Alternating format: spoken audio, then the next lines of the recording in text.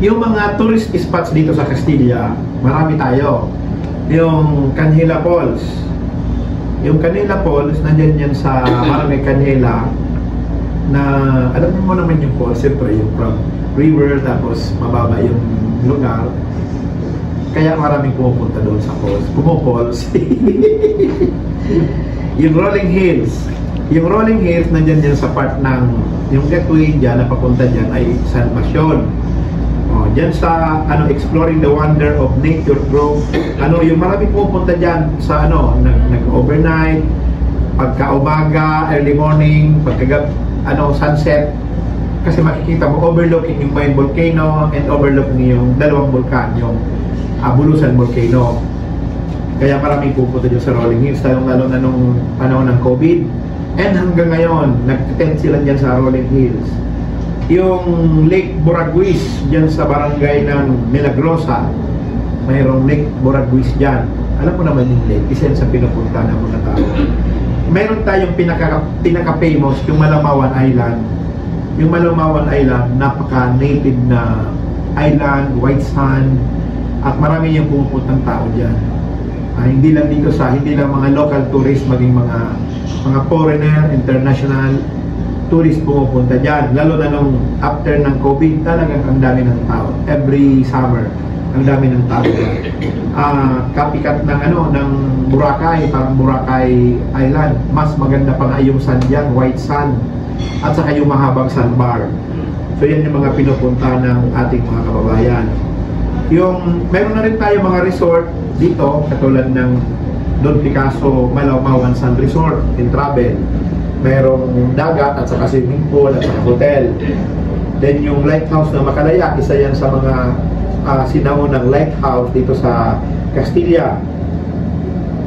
Mayroon din tayong mga farm and beach resort, katulad ng Roland Ba Farm dyan sa barangay ng Tumalaytay. Mayroon tayong dam, yung impounding, actually yung small water impounding project, nandyan yan sa barangay ng Pandan. In-impound lang yung water, pero pag pinuntahan mo, parang lake na siya. Ang tawag natin yan ay Pandan Dam. Mayroon din tayong dito, may mga function hall na pinupunta, katulad ng function hall dito sa Bulacan, yung LTR Travelers Inn.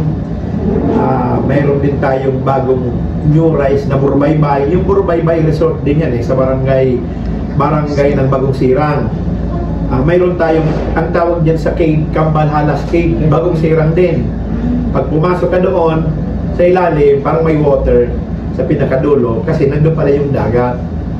Yan, Cambalhalas. Nakapasok na din ako dyan. Mayroon din tayong Little Bohol. Nandyan yan sa barangay Oras. Tapos, yung Tower Rock Formation, napakataas na mga bato diyan sa barangay ng Miluya. May mga rock formation na makikita mo diyan sa sa barangay ng Miluya. Ang tawag natin diyan is Miluya Tower Rock Formation. Monte Carmelo, meron din yung rock formation din, pero may mga cave. Yan yan sa barangay ng Monte Carmelo. Nakapasok na ako diyan sa mga cave na yan. Ang dami ng mga paniki.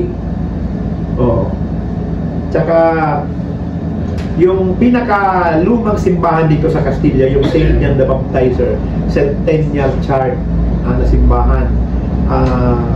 Matagal ng pinaka-old talaga yan, old church dito sa bayan natin.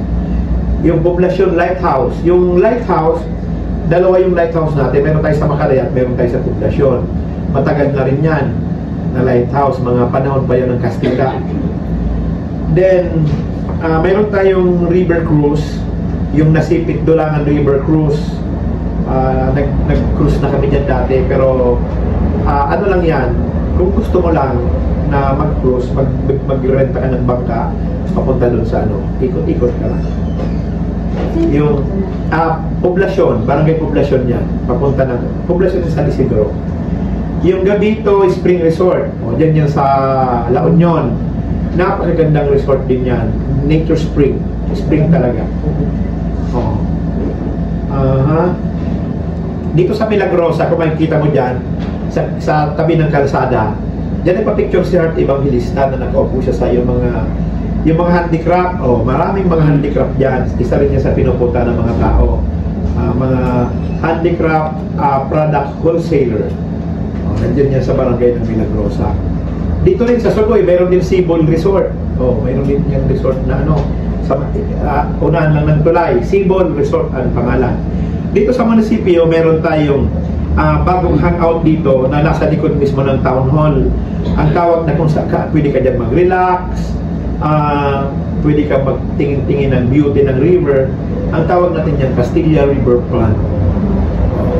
One of these days, lalabas na dyan yung Pegabit, yung combination of Pegasus and Rabbit.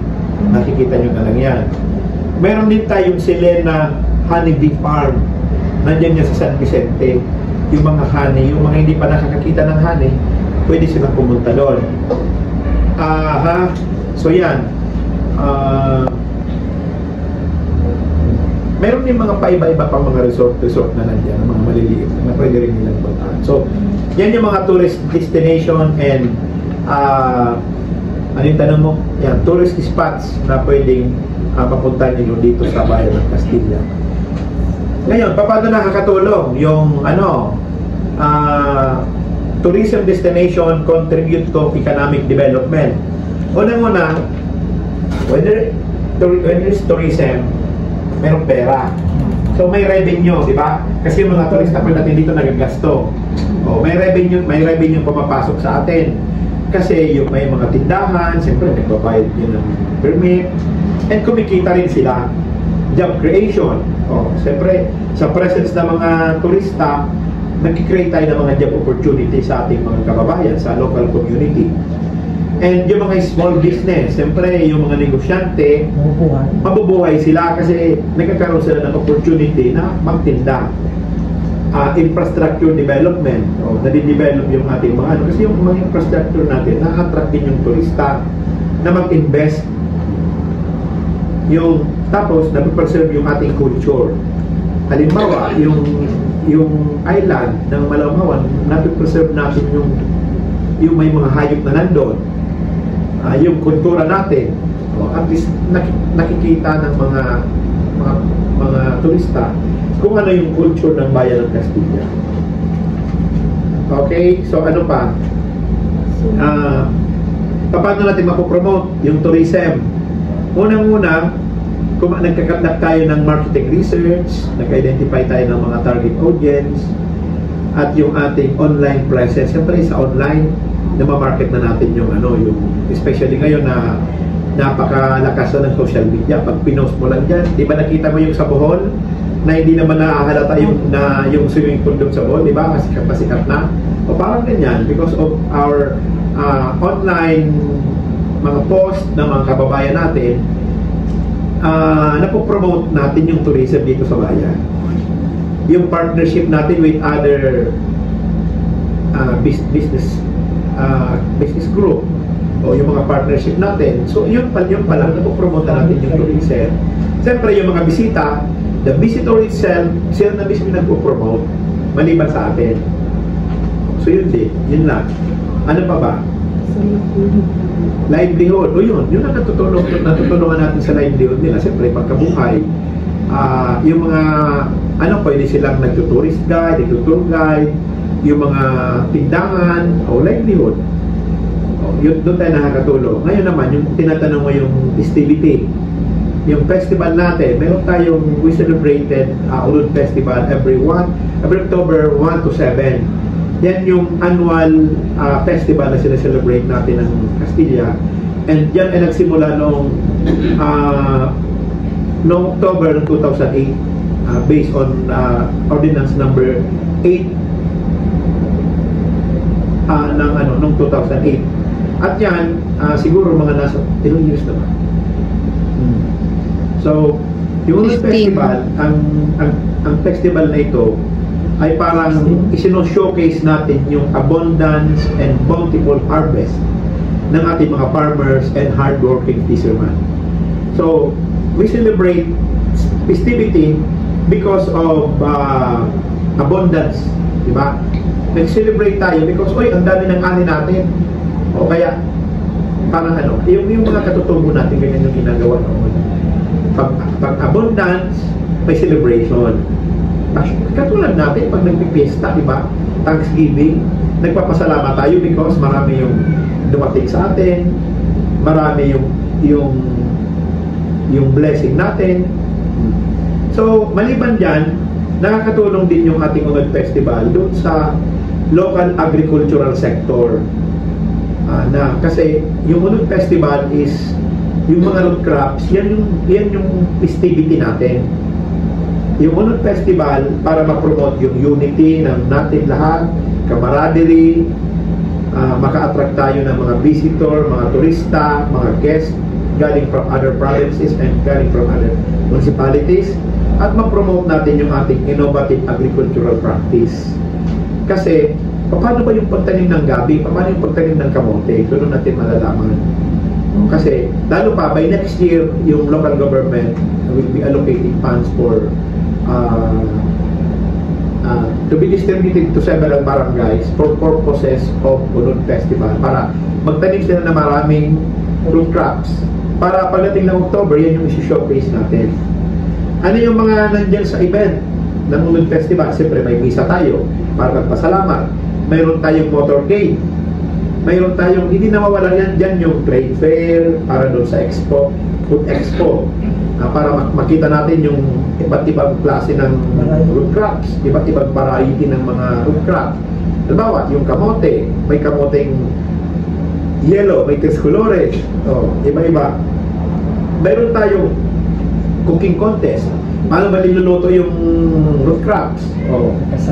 Mayroon din tayong mural contest, para mag-paint kung ano yung mga, basta lahat related dun sa festivity natin. Then mayroon tayong mga parade, may pyro display, yung rulupakan. Ang rulupakan, matagal nang ginagawa na ng mga dinunod natin, yung mga unod na minimix nila, parang dinodoro para maging pagkain. So yan. Tapos may mga activities na ngayon katulad ng kayak competition yung sa riverfront. Mayroon tayong night of music sa riverfront. At hindi naaalis yung mga coastal clean-up drive, yung mga clean-up drive sa tree planting. Nandun pa rin yan. At talagang ang pinaka-highlight yan, yung Binibining Unod. Yan. Binibining Castilla. So yan yung ating mga, actually marami yung activities natin sa Unod Festival. Meron tayo dating boxing contest, may mga yung dakop mooring ko, kasi sa agriculture, isa doon yung baboy. So, ang ginagawa ng agriculture office, naglalagay ng maraming baboy, nilalagyan ng mga oil. Pag nahuli mo, sa'yo na. Yun ang papalaki, papadamihin mo yung baboy. Ano pa ba yung nandyan? Yung street dance presentation, sa street dance, parang parade dyan na isino-showcase yung mga unod, yung mga root crops. Halimbawa, katulad natin, nung Kasanggayahan, we are the champion dun sa float competition. Kasi nakalagay dun lahat ng mga root crops. Yung mga mani, nakalagay pa unti-unti dun sa natin, dun sa sa float. Lahat ng mga unod nandun.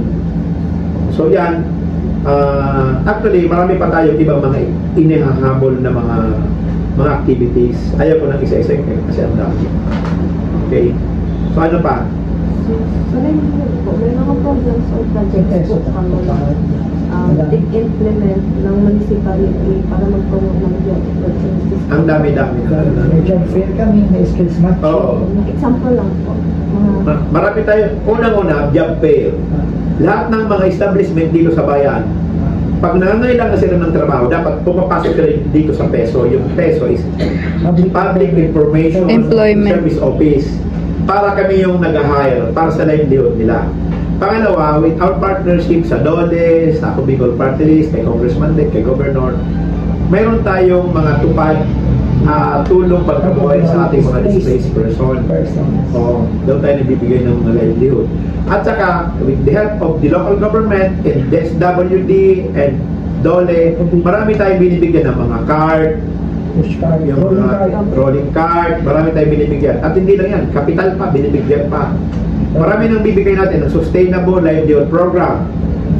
Mayroon tayong mga PWD na binibigyan natin ng mga livelihood. Yan. Marami tayong nabibigyan ng mga livelihood program natin. Kahit yung mga organization, tinutulungan natin yan mabigyan ng pondo para sa kanilang livelihood program. May summer job din kami sa mga estudyante. Oo, part of livelihood pa rin yun. Para yung pang-enroll seat na, may pang-gastos pa. Oo.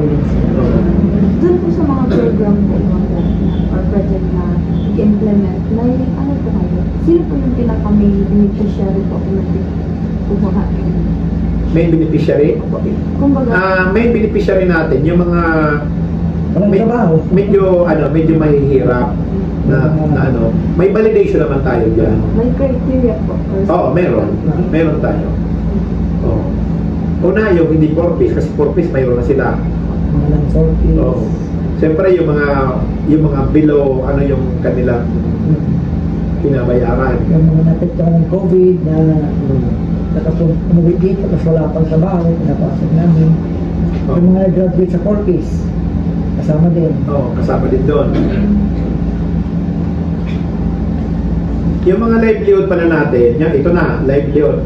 Galing sa ibang agency, yung SPES, yung TUPAD, Technical Education and Skills sa TESDA, ibibigay tayo dyan para sa livelihood. Yung mga LGU initiated naman, yung livelihood capital assistant, mayroon tayo, nagbibigay kami dati ng 5,000, may 10,000 para starting capital. Mayroon tayong livelihood grant to solo parents and PWD, mayroon tayong mga assistance na ganyan. Sa partnership with other government agency, mayroon tayong local recruitment activities, mayroon tayong mga skills and skills training. So kasama niya dyan. Ang mga beneficiaries doon, yung mga local residents ng Castilla, kung saan direct beneficiary sila ng livelihood program ng LGU. Yun ang mga beneficiary. Yung mga parang mga mahihirap. Okay, so yan na. Ano pa? Sa resources din, ano po yung mga pangunahing resources po? For example, sa mga drugs po ba? Anong mga primary or yung mga nakikita po dito? Na crops? Oho, tapos mga, kunyari po, yung mga handicrafts, Ang mga root crops, ang number 1 dyan, kamoting kahoy, kamote, mani, mga gabi. Pagdating naman sa handicraft, yung mura, ano ba yun? Mura ba ito tawag doon? Yung, lalo dyan sa sa Pasalbasyon kami, mga ginagawang broom, o samod, ang tawag dyan, hindi ko alam ang tawag dyan. Tapos, sa mga handicraft, nakikita mo naman din sa may ang dami. Sa laon yun. Oo, Sa may labas, sa may daan. Apo. Iba't iba, wala siya. Ano pa? Sige. Okay, bibigyan kita ng mga data para ibibigay ko na to sa iyo. Para makita mo. Yan. Para nandiyan na yung sagot. Dapat Oo. Thank you.